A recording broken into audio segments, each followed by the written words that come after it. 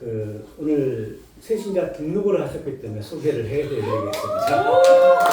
자, 우리 이강모 집사님, 김대순 집사님. 잠깐만요. 아니, 그렇게 저 많이 만났는데도 움직이지 않다가 우리 우세현 목사님과 식사 한번 하시더니 마음을 움직이셨어요. 어떤 분이 아닙니다. 두 분이 대화가 또 잘 맞고 얼굴도 좀 다 비슷하게. 우리 잠깐 우리 축복 노래 우리 미자매 우리 축복합니다 하면서 좀 환영하도록 하겠습니다. 네. 우리 교회에서 가장 가까운 데 사시는 분.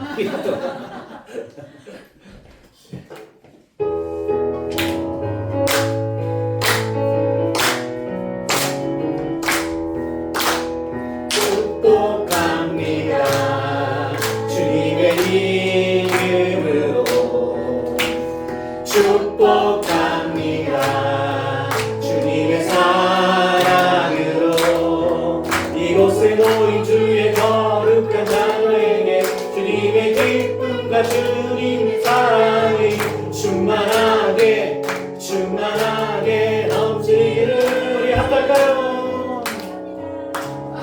God bless you. God bless you. 축복합니다. 주님의 사랑. 박수로 환영합니다. 감사합니다. 네, 앉으시면 감사합니다. 예, 홍제천만 넘으면 올리십니다. 새벽 기도도 나올 수 있는 여력이 됩니다. 네. 이 시간에 우리 하나님 말씀, 오늘 잠언 31장 마지막인데요. 31장 같이 보겠습니다. 31장 10절부터 31절인데요. 오늘은 27절부터 31절만 읽도록 하겠습니다. 중간중간에 살펴보도록 할 겁니다. 27절부터 31절 교독하시고 마지막 31절을 합독하겠습니다. 27절입니다. 제가 먼저 읽겠습니다. 자기의 집안일을 보살피고 게을리 얻은 양식을 먹지 아니하나니 그의 자식들은 일어나 감사하며 그의 남편은 칭찬하기를 덕행 있는 여자가 많으나 그들은 모든 여자보다 뛰어나다 하느니라. 고운 것도 거짓되고 아름다운 것도 없느니라. 오직 여호와를 경외하는 여자는 칭찬을 받을 것이라. 그 손의 열매가 그에게로 돌아갈 것이요 그 하나님으로 말미암아 성문에서 칭찬을 받으리라. 아멘. 1980년 이후에 출생하신 분들은 잘 모르시겠지만 옛날 트로트 가수 중에 현숙이라는 여자 가수가 있었습니다. 이분은 뭐 가창력이 좋은 것은 아니지만 이분에게 계속 따라다니는 별명이 있었죠. 일명 효녀 가수였어요. 아버지는 치매였고 어머니는 중풍이었는데 부모님을 직접 간병하면서 시집갈 시기를 놓쳤던 가수입니다. 그녀는 이뿐만 아니라 남모르는 선행까지도 계속 이어져간 아주 좋은 가수이죠. 이런 간병에도 불구하고 두 분 모두 이제 돌아가셨고 그 후에 소개팅에 나가게 되었습니다. 현숙이 만난 상대는 대학병원의 의사였어요. 현숙은 소개받아온 남자에게 왜 소개팅에 나오셨습니까? 라고 묻자 의사가 이렇게 대답했습니다. 내 어머니가 80이 넘었고 대소변을 받아내야 하는 상황인데 현숙 씨라면 내 어머니를 잘 모실 것 같아서 나왔습니다. 자, 여러분이라면 이런 말을 들었을 때 어떨 것 같습니까? 참 이기적인 의사죠. 결국 인연이 아닌가 싶어서 만나보셨고 현숙은 아직까지 결혼을 하지 않았습니다. 전에는 제가 이제 불교도인 줄 알았는데 알고 보니까 독실한 기독교 신자로 알려져 있습니다. 제가 왜 갑자기 설교 도입 부분에 가수 현숙에 대해 언급하느냐면 마침 오늘 부분의 제목이 현숙한 아내였기 때문입니다. 그렇습니다. 그러니까 오늘 우리가 읽은 본문의 주제는 현숙한 아내입니다. 여기 계신 여인네들에게 한번 묻겠습니다. 여러분은 현숙한 아내이십니까? 오늘 본문은 어쩌면 그러니까 페미니스트에게들은 좀 불편한 내용일 수 있습니다. 여성의 자유분방한 사회를 원하는 사람들 입장에서 매우 고리타분한 내용이기 때문입니다. 자, 그러나 이 본문은 지금으로부터 약 3,000년 전의 사회적 배경 속에서 포함되는 것만이 아니라 오늘날에도 역시 적용될 수 있는 본문이죠. 그러므로 여성들은 오늘 본문에 나오는 이 현숙한 아내를 닮고 또 소망해야 될 줄 믿습니다. 자, 오늘 본문에 보시면 현숙한 아내는 어떤 사람인가에 대해 길게 여러 가지를 나열하고 있죠. 자, 오늘 우리가 읽은 성경 번역본은 현숙한이라고 번역을 했는데 히브리어는 에쉐트입니다. 에쉐트. 이 에쉐트는 이제 본래 힘있는, 튼튼한이라는 뜻이에요. 그럼 왜 단어를 이 현숙한이라고 번역을 했는지는 저도 잘 모르겠어요. 그래서 여러분이 오늘 본문을 읽어보시면서 현숙한으로 번역한 말이 힘있는, 튼튼한으로 번역해도 큰 문제가 없음을 이제 발견하게 될 것입니다. 자, 첫 번째 현숙한 여인은 어떤 여인입니까? 부지런하고 지혜로운 여인이죠. 자, 우리 13절 보실까요? 13절 우리 이미숙 권사님 한번 읽어주세요. 그는 양털과 삼을 구하여 부지런히 손으로 일하며. 자, 양털과 삼. 자, 고대에는 공장에서 물건을 찍어내는 게 아니라 집안에서 만든 간의 수고검이었죠. 자, 우리 또 14절도 한번 또 읽어주세요. 14절. 상인의 배와 같아서 먼 데서 양식을 가져오며. 그러니까 먼 곳에서 양식을 가져오는 이유는 싼 값으로 좋은 양식을 공급하기 위함인 거죠. 그러니까 시장에서 이 현숙한 여인은 콩나물 깎는 정도의 수준이 아니라 집안의 양식을 위해서 큰 안목을 가지고 살림을 아주 경제적으로 운영하고 있다는 것입니다. 자, 뿐만 아니라 현숙한 여인은 아침 일찍 일어나서 하루의 집안일을 여종들에게 또 맡기고 있죠. 15절. 자, 15절에 보시면 하반절에 보십시오. 여종들에게 일을 정하여 맡기며. 자, 현숙한 여인은 리더십이 있죠. 그러니까 일꾼들을 잘 다스립니다. 이에 반해 미련한 부인은 어떨까요? 주어진 일도 어떻게 해야 할지 모를 것이고 남편의 도움이 없으면 아무것도 못하는 사람입니다. 하지만 현숙한 여인은 큰 일도 무리 없이 처리하고 있죠. 자, 또 16절 보실까요? 16절 조윤영 원사님. 밭을 살펴보고 사며 자기의 손으로 번 것을 가지고 포도원을 일구며. 자, 바깥 포도원이 나오죠. 현숙한 여인은 좋은 밭이 나왔다고 해서 덥석덥석 믿고 사는 것이 아니라 깊은 생각을 합니다. 그러기에 자문에서 계속 언급했던 뭐가 있어야? 지혜가 있어야 하고 이 지혜가 부족하다면 어때요? 주변에 도움을 구해서 지혜롭게 일 처리하겠죠. 자, 그렇다고 남편과 상의하지 않고 혼자 단독으로 처리한다는 말은 아닙니다. 남편이 결정할 수 있도록 아내가 미리 손을 쓴다라는 거예요. 여러분, 실제로 지혜로운 여인이 누굽니까? 가장인 남편이 결정할 수 있도록 분위기를 조성해주고 결국 남편이 최종적으로 결정을 하지만 그 전에 이미 부인의 뜻이 거기에 담겨 있는 거죠. 그렇게 해서 산 밭을 가지고 포도원을 만들어가는 거예요. 자, 현숙한 여인이 힘있고 튼튼한 여인을 알 수 있는 대목이 바로 17절입니다. 자, 17절 또 조윤정 원사님 다시 한번 읽어주세요. 힘있게 허리를 묶으며 자기의 팔을 강하게 하며. 자, 허리와 팔을 언급하죠. 여기서 힘있게 허리를 묶으며 자기의 팔을 강하게 한다는 의미는 뭐 헬스하는 근육질 여인으로 생각하면 안 됩니다. 마치 허리를 부드럽고 강하게 하기 위해서 벨트를 대고 허리 운동한다는 것이 아니라는 거예요. 또한 무쇠 팔을 만들기 위해서 뭐 아령을 들어 올린다는 의미도 아닙니다. 이 의미는 여인의 근면성과 아주 활동성을 의미하는 것이죠. 부지런하다는 거예요. 가끔 우리가 소처럼 부지런하다고 하면 소처럼 열심히 일만 하고 뭔가 융통성도 없는 곰탱이처럼 미련한 여자를 생각할 수 있는데 오늘 보니 현숙한 여인은 그렇지 않다는 겁니다. 그래서 저는 부지런하지만 지혜로운 여인을 이렇게 표현하고 싶습니다. 한번 따라서 해볼까요? 현숙한 여인은 소처럼 부지런하지만 여우처럼 지혜롭다. 예, 바로 그렇습니다. 그러니까 지금까지 살펴본 현숙한 여인은 어때요? 오늘날로 말하면 이 S자 라인의 몸매가 가깝기보다는 뭐예요? 좀 H자 라인의 몸매에 좀 가깝죠. 당시 여인들은 하루가 바빠서 뭐 헬스클럽에 갈 시간도 없었을 것이고 아마 뭐 쌍꺼풀 수술 같은 거는 뭐 상상도 못했겠죠. 자, 우리가 이것을 알 수 있는 성경의 대표적인 여인의 일상의 모습을 알 수 있는 여인의 문화 중에 하나가 이 맷돌과 하는 모습입니다. 가나안 땅에 들어가서 이스라엘 백성들의 주식 중에 하나가 밀과 보리입니다. 밀과 보리. 자, 그런데 방앗간이 없어요. 믹서기가 없죠. 그러니까 밀가루를 얻을 수 있는 유일한 방법은 뭘까요? 맷돌로 가는 거예요. 그래서 성경에 보면 여인이 맷돌을 간다는 말이 종종 나오죠. 제가 누가복음 읽어드릴까요? 누가복음 17장 35절에 보시면 두 여자가 함께 맷돌을 갈고 있음에 하나는 데려감을 얻고 하나는 버려둠을 당할 것이라. 자, 집집마다 입는 맷돌로 한 시간에 고작 얼마나 가냐면요. 고작 800g의 밀을 갑니다. 한 시간. 당시 1인당 하루에 먹는 밀의 양이 500g이에요. 그러니까 6인 이상의 가족을 먹이려면 여인들은 하루에 최소 4시간 이상의 맷돌을 돌려야 합니다. 즉 맷돌을 돌리는 것이 여인들의 일상이에요. 그러니까 현숙한 아내는 남들이 자고 있는 새벽에 일찍 일어나서 가족들이 위한 음식을 준비한다는 거예요. 자, 여기서 퀴즈입니다.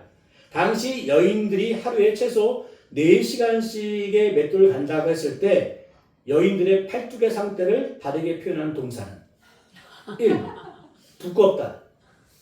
2. 굵었다. 4. 가냘었다. 정답은? 두껍다. 정답은? 굵었다죠. 굵었다. 그럼 우리가 아까 읽었던 17절에 보십시오. 힘있게 허리를 묶으며 자기의 팔을 강하게 한다는 말이 어때요? 이해가 되시죠. 자, 이처럼 여인이 부지런하다 보니까 어때요? 일감이 많죠? 장사가 잘 되죠? 장사가 잘 되니까 밤에도 등불을 끄지 못하겠죠? 자, 18절. 자, 우리 구은선 집사님. 자기의 장사가 잘 되는 줄을 깨닫고 밤에 등불을 끄지 아니하며. 자, 밤에 등불을 끄지 않고 무엇을 하겠습니까? 고스톱 치고 밤에까지 텔레비전 보는 게 아니라 물레질을 한다는 거예요. 그래서 19절은 물레질하는 모습을 보여주겠죠? 19절도 한번 읽어주세요. 손으로 손뭉치를 들고 손가락으로 가락을 잡으며. 네, 가사에 쓸 천을 만들기 위해 손으로 물레질을 하고 있습니다. 자, 이렇게 부지런히 물레질을 해서 무엇을 만드냐면 홍색 옷을 만들죠. 또 21절까지 한번 읽어주세요. 자기 집 사람들은 다 홍색 옷을 입었으므로 눈이 와도 그는 자기 집 사람들을 위하여 염려하지 아니하며. 자, 여기서 홍색 옷이 무엇인지를 알려면 21절 하반절을 보시죠. 눈이 와도 자기 집 사람들이 염려하지 않는다는 걸 볼 때 홍색 옷은 주로 어느 계절에? 겨울에 입는 옷이죠. 우리나라는 보통 겨울에 어떤 색? 검은색.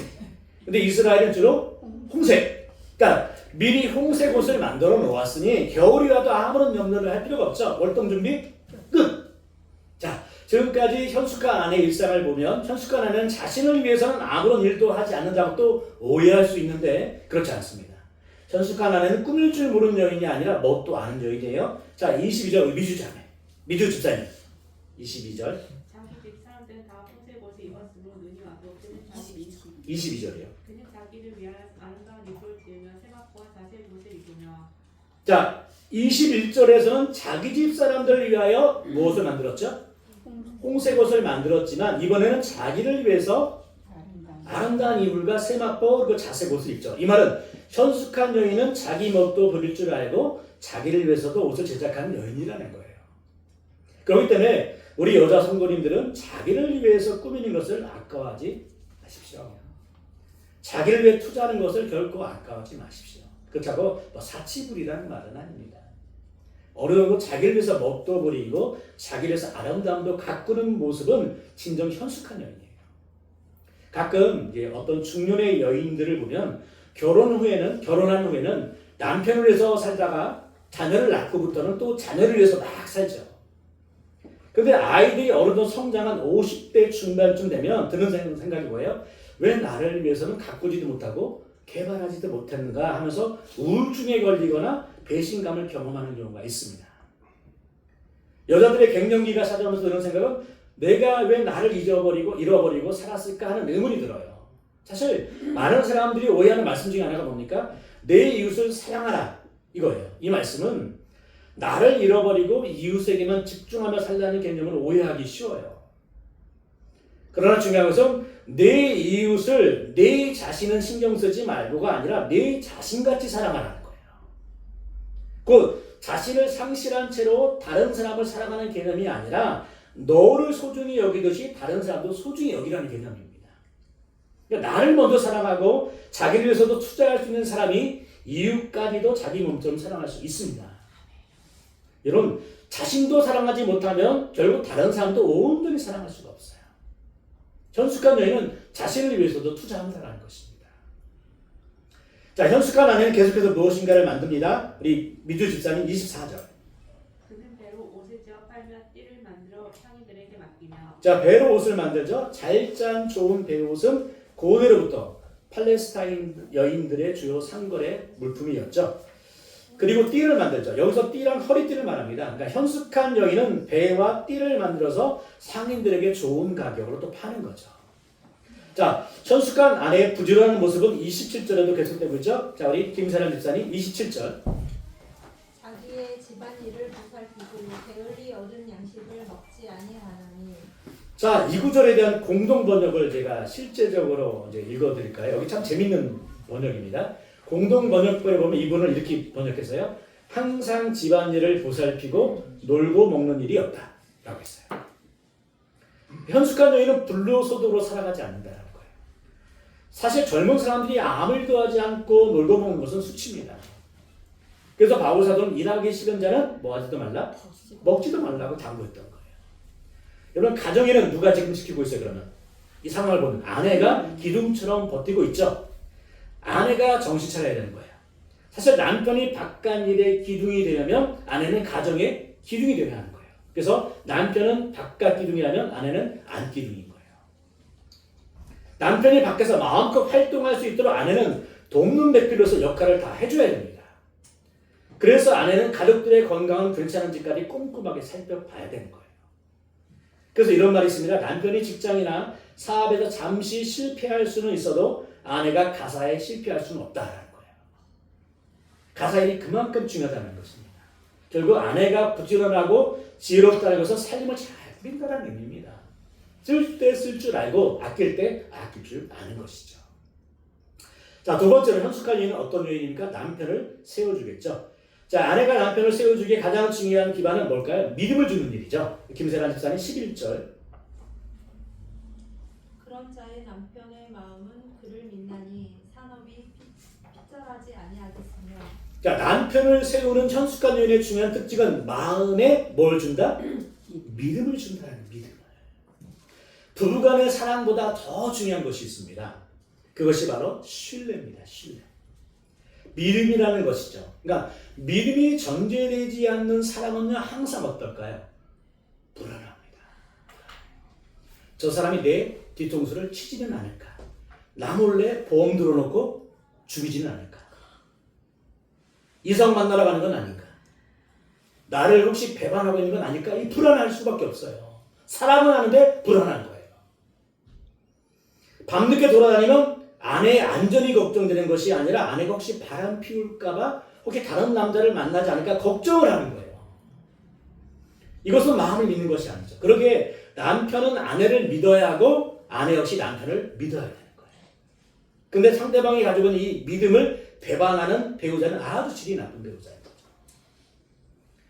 서울대학교 병원의 정신과 교수가 쓴 나는 왜 나를 피곤하게 하는가라는 책에 보면 이런 내용이 납니다. 이 책은 강박증에 대한 책인데요. 그러니까 의심의 강박증에 빠진 남자친구 때문에 걱정 중에 있는 여자 청년이 쓴 글입니다. 제가 읽어드리겠습니다. 이렇게 얘기합니다. 가장 심각한 건 제 주위에 나이 어린 아이부터 할아버지까지 남자만 있으면 항상 예민해진다는 것입니다. 지하철에서 빈자리가 생겨도 옆에 남자가 있으면 절대로 앉아서는 안 되고 사람이 많은 곳이라 남자랑 조금만 스치고 지나가도 난리가 납니다. 어느 정도의 거리를 두고 따라오면서 제 주위에 남자가 있으면 예민해지며 저보고 그 사람을 좋아하느냐며 말도 안 되는 소리를 합니다. 어딜 가든지 저를 항상 데리고 오고 데려다 주어야 합니다. 스스로도 자신이 과민 반응을 보인다는 것을 알고 많이 힘들어합니다. 저도 지치고 힘이 들어 몇 번이고 헤어지자고 했지만 그때마다 그 사람은 제가 도와주지 않으면 자신은 절대 변화할 수 없다면서 절 위해서라도 빨리 고치겠다며 힘겹게 노력하는 모습을 보입니다. 여러분, 이 남자친구는 여자친구를 어디에 가든지 데려다주고 데리고 옵니다. 얼마나 지극정성입니까? 얼마나 지극정성이에요. 근데 이 남자 청년이 왜 이렇게 합니까? 사랑해서? 아니에요.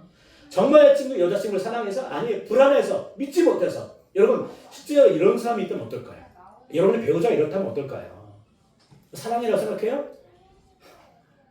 여자친구는 마치 공포영화의 주인공이 된 것 같을 거예요. 마음을 믿지 못하는 경우죠. 또 다른 이야기입니다. 어떤 남자가 자신은 좋은 대학에 가지 못했지만 자신의 아내가 될 사람은 좋은 대학을 나온 여자를 찾고 있었습니다. 마침 소원대로 좋은 대학을 나온 엘리트 출신 여자가 이제 결혼하게 되었어요. 소원을 했으니 어때요? 신이 나겠죠. 그런데 어느 날부터인가 부인이 남편의 약점을 찌르는 말을 하기 시작합니다. 나는 어엿한 박사 남편을 만나고 싶었는데 왜 당신은 젊을 때 공부를 안 했어요? 남편은 이 일로 인해 자존심에 큰 상처를 받았습니다. 남편은 결혼한 지 7년 만에 드디어 이제 과장으로 진급을 했어요. 그래서 설레는 마음으로 어때요? 좋은 일 있으면 빨리 가서 얘기해주고 있잖아요. 집에 돌아와 말합니다. 여보 나 오늘 진급했다. 과장이 됐어. 그때 아내가 말합니다. 그까지 과장이 뭘 그리 대단하다고. 그것도 개인 회사에서. 당신 동창 중엔 사법고시에 합격하여 판검사 된 사람도 있다고 했잖아요. 남편은 충격받았습니다. 자, 이런 생각이 듭니다. 내가 차라리 평범하고 조금 부족한 여자를 만날 것을. 결국 남편은 어떻게 됐을까요? 아내에게조차 제대로 된 대접받지 못하는 내가 이런 세상을 계속 살아가서는 뭐하나. 이 못난 남편은 없어질 테니 박사 남편, 판검사 남편 모시고 잘 살아봐. 유서를 쓰고 자살했습니다.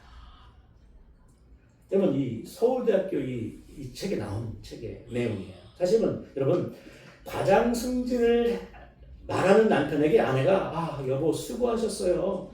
사실 당신은 진작 승진했어야 될 사람인데 라고 했다면 남편은 어떨까요? 자신감이 넘쳐 더욱 의욕적인 삶을 살았겠죠. 근데 뭐라고 해요? 그까지 과장이 뭐 그리 대단하다고. 여러분, 아내는 남편에게 믿음을 주는 것이 참 중요합니다. 그것이 바로 남편의 자존감을 세워주는 일이죠. 아울러 남편이 바깥에서 마음 편하게 일을 하시는 것이 바로 아내의 역할입니다. 즉, 마음에 믿음을 줘야 뭘 줄 수 있어요, 우리가? 믿음을 줘야 돈을 맡길 수 있고요. 믿음을 줘야 몸을 맡길 수 있으며 믿음을 줘야 내 가산까지 맡길 수가 있는 거예요. 믿고 가산을 맡겼더니 11절에서 어떻게 됐다고 했습니까? 산업이 핍절하지 않는다고 했죠. 여기서 핍절이라는 말은 공급이 끊어진 상태를 말하죠. 그러니까 성숙한 아내가 가산을 관리를 너무 잘하기 때문에 남에게 신세질 이유가 없겠죠. 그러니까 돈을 꾸어줄지언정 돈을 꾸일 필요가 없죠. 왜냐하면 수입에 맞게 살림을 잘 꾸려나갔기에 꼭 생활에 넉넉하진 않더라도 쪼들리지는 않겠죠. 자, 또한 성숙한 아내는 남편에게 선을 행합니다. 자, 12절. 우리 김정석 군 12절 한번 읽어주세요. 그런 자는 살아있는 동안에 그의 남편에게 선을 행하고 벌을 행하지 아니하느니라.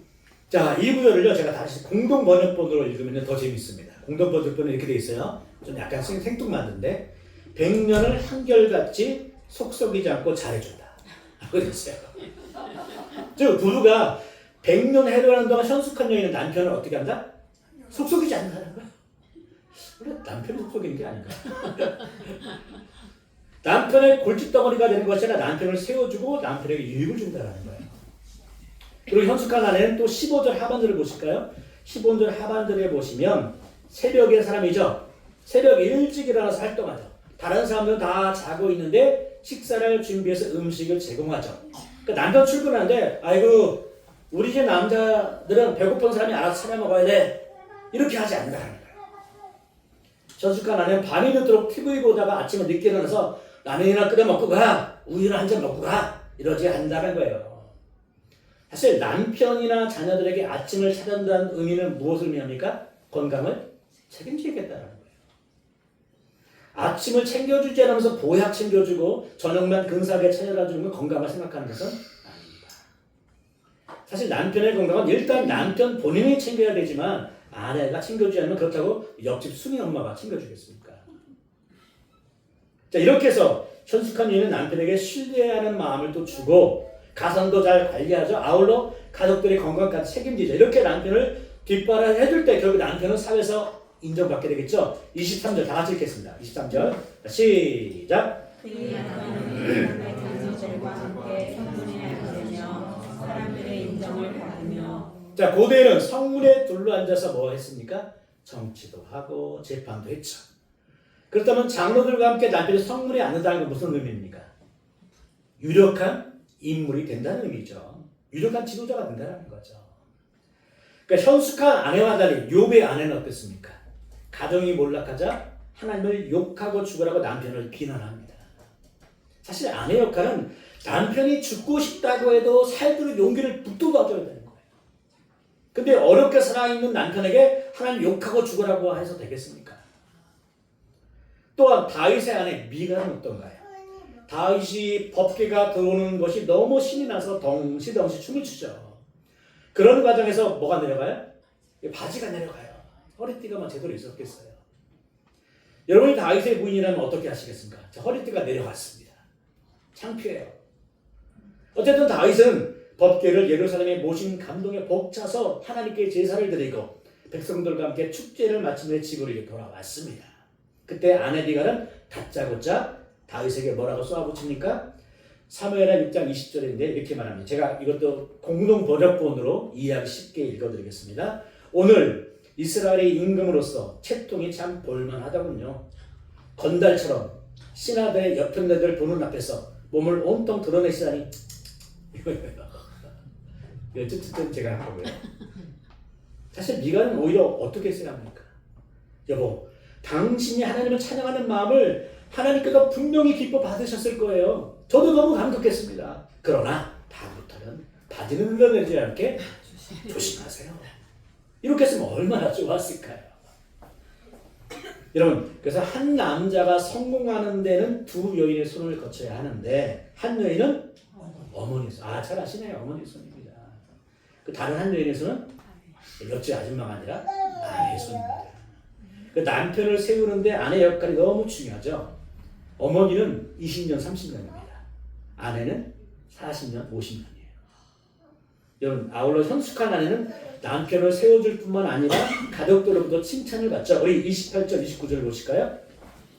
자, 28, 29절 제가 28절 읽겠습니다. 그의 자식들은 일어나 감사하며 그의 남편은 칭찬하기를 덕행이는 여자가 많으나 내는 모든 여자보다 뛰어나다 하느니라. 자, 자녀들이 엄마에게 뭐합니까? 감사하죠. 남편도 부인을 칭찬하죠. 근데 여러분, 이런 경우가 있습니다. 한 가정의 엄마여 아내가 오랜 동안 가족을 위해서 나름 수고했습니다. 정말 수고했어요. 그런데 희한한 것은 자녀들이 엄마에게 전혀 고마워하지 않는다라는 거예요. 또한 남편도 아내를 칭찬하지 않습니다. 그럼 분명 엄마여 아내가 수고한 것은 맞는데 아니 이상하게 가족들이 인정하지 않아요. 왜 그럴까요? 왜 그럴까요? 도대체 누가 잘못한 것인가요? 일단 아내요, 엄마는 가족의 마음을 잃지 못하고 그냥 자신을 위해서 열심히 가사를 돌보고 수고했을 뿐입니다. 그러면서 끄떡하면 내가 너희를 위해서 얼마나 희생하는지 아니 모르니. 하지만 가족들은 그런 엄마의 말이 더 부담으로 다가올 뿐인 거죠. 그러니까 순수하지도 못하다라는 거예요. 그래서 현숙한 아내는 가정 밖에서도 칭찬을 드려야 하지만 더욱 중요한 것은 집안에 있는 가족들로부터 칭찬을 받아야 합니다. 여러분, 교회에서는 엄청나게 여러분 칭찬을 받으시면서 권사님, 집사님 칭찬을 받으시면서 정작 내 가족들에게는 칭찬을 받지 못한다면 이거는 어불성설이 되는 거죠. 이건 이상한 모습입니다. 사실 바깥에서 칭찬을 받는 경우에는 어때요? 드러난 모습만 보고 판단할 가능성이 많은 거예요. 하지만 내 가족들에게 칭찬을 받는 것은 진짜 칭찬이요, 내면적인 판단까지도 다 포함되는 거죠. 그러니까 너무 교회 일만 열심히 하시려고 하지 마세요. 가족에 최선을 다하십시오. 마지막으로 현숙한 주인 어떤 주인입니까? 가장 중요한 것은 하나님을 뭐한다? 경외하는. 우리 30절. 자, 오늘 말씀의 핵심이죠. 자, 시작. 고운 것도 거짓되고 오직 여호와를 경외하는 자는 칭찬을 받으시리라. 고운 것이 엷고 나쁜 건 아니죠. 꾸미는 것이 나쁜 건 아닙니다. 기왕이면 다 엉치 말고 외적으로 아름다운 것이 있다면 더 멋지죠. 그러나 그것이 전부는 아니라는 거예요. 외적으로 아름다운 것은 우리를 착각하게 할 수 있기 때문입니다. 한 귀부인이 어린 아들의 손을 잡고 미술품 전시장을 이렇게 쭉 둘러보고 있습니다. 정장 차림의 귀부인은 무척이나 아름다웠어요. 차림새도 우아했기 때문에 전시장을 찾은 사람들 한 번씩 슬쩍 올려다볼 정도의 아름다운 여자였습니다. 뿐만 아니라 이 귀부인은 작품 한 점 한 점을 정말 성의껏 감상하는 걸 통해서 배운 여인이구나, 고상한 여인임을 보여주었습니다. 어떤 작품 앞에서는 온화한 미소를 짓기도 했고 어떤 작품 앞에서는 깊은 사색에 빠지기도 하면서 고개를 끄덕이기도 했습니다. 근데 부인과는 달리 부인의 손에 끌려다니는 이 아이는 무척이나 장난꾸러기였고 짓궂었습니다. 그럴 나이죠. 작품을 함부로 만지기도 하고 미술관 마구 뛰어다녔어요. 그때마다 부인은 나직한 목소리로 아이를 고상하게 타일렀어요. 작품에 손을 대지 않아요. 조용히 눈으로만 보고 마음으로 느끼게 하는 거예요. 알았죠? 아이를 부드럽게 타이르는 고양이 태도에 사람들 역시 다르구나 할 정도로 감동을 받았습니다. 잠시 후에 부인과 아이는 어느 도자기가 진열된 곳에 서게 되었는데 아이는 호기심에 자기의 머리보다 높이 있는 이 도자기를 만졌는데 도자기가 흔들거리면서 하마터면 떨어질 뻔했어요. 이때 화가 머리끝까지 난 엄마 입에서 나온 한마디는 이랬습니다. 야, 이 새끼야. 떨어지면 대가리 깨져. 대가리 깨진다고 했잖아. 여러분, 아무리 외형적으로 아름다워 보여도 결국 내면이 아름답지 않은 금방 드러나기 마련입니다. 물론 외형적인 아름다움도 좋은 것이지만 가장 중요한 내면의 상태는 무엇일까요? 하나님을 경외하는 마음이에요. 하나님을 경외하는 마음이 없다면 뭐라고 했어요 아까? 고운 것도 거짓되고 아름다운 것도 헛되게 된 거예요. 하나님을 경외하는 것이 전제가 되지 않는 사람 이거는 아무런 의미도 없다는 거예요. 그거 갖고 뭐 천국 가겠어요? 날씨가 가지고 천국 갑니까? 그러기 현숙한 면에 가장 중요한 것은 여호와를 경외하는 믿음입니다. 지금까지 다른 면에 다 잘하고 칭찬받을 만해도 하나님을 경외하는 신앙이 없으면 사실 별 볼 일이 없습니다. 그러므로 하나님을 경외하는 믿음은 최고 우선순위죠. 그래서 같은 솔로몬이 쓴 잠언을 한번 볼까요? 전도서를 볼까요? 전도서 마지막 거 한번 볼까요? 자, 전도서 12장, 13장. 그래서 잠언과 전도서의 주제는 동일합니다. 자, 전도서 12장, 13절 찾아서 같이 읽겠습니다. 12장 13절입니다. 같이 시작. 하나님을 경외하고 그의 명령들을 지킬지어다. 이것이 모든 사람의 복음이니라. 자, 우리가 잠언서를 1장부터 살펴봤지만 잠언서와 전도서에서 공통적으로 말하는 주제는 뭐다? 여호와를 경외하는 것이 지혜요 지식이다. 결국 지혜로운 여인, 현숙한 여인이 누구다? 여호와를 경외하는 여인이다라고 결론을 지을 수 있죠. 그러므로 이런 현숙한 아내를 만난 가치는 얼마나 될까요? 오늘 본문 다시 한번 가보실까요? 10절에 보시면 누가 현숙한 여인을 찾아오겠느냐? 그의 값은 무엇보다? 진주보다 더하니라. 예, 그리고 또 잠언 18장 22절에도 보시면 아내를 얻는 자는 복을 얻고 여호와께 은총을 받는 자니라. 사실 여러분 아내를 얻는 것도 귀한 일이지만 현숙한 아내를 얻는다면 이는 수많은 진주를 얻는 것보다도 더 귀한 일이며 하나님이 주는 선물임을 믿으시기 바랍니다. 아멘. 마지막으로 묻겠습니다. 여러분은 현숙한 아내입니까? 또는 여러분은 현숙한 아내를 곁에 두셨습니까? 외형적인 아름다움 오래가지 않습니다. 하지만 내면적인 아름다움, 특히 하나님을 경외하는 믿음은 영원하리라고 믿습니다. 아멘. 여기 있는 모든 여인들이 잠언 31장의 현숙한 아내가 되길 바라며 아울러 여기 있는 남편들은 이런 현숙한 아내를 만들어 가시기를 주님의 이름으로 축원합니다. 아멘. 축원합니다. 아멘. 같이 이 시간 기도하겠습니다. 하나님 감사합니다. 현숙한 여인, 현숙한 아내, 가정의 기둥입니다. 하나님께서 이런 아내를 주신 것은 귀한 선물이며 또 가정의 모든 자녀들에게도 복임을 믿습니다. 우리 여자 성도님들은 현숙한 아내가 되기 위해서 노력하고 고민하고 하나님께 기도를 해야 될 줄 믿습니다. 또한 남편들도 현숙한 또 남편이 되어서 아내와 함께 남은 세월을 주님을 찬양하며 주님을 경외하며 살아가는 믿음의 귀한 가정 되게 하여 주옵소서. 우리 가정을 통하여서 하나님 영광 받아주시고 우리 가정 모든 자녀들의 삶을 통하여서 주님 기뻐 받으시는 놀라운 가정 되게 하여 주옵소서. 예수님의 이름으로 기도하옵나이다. 아멘.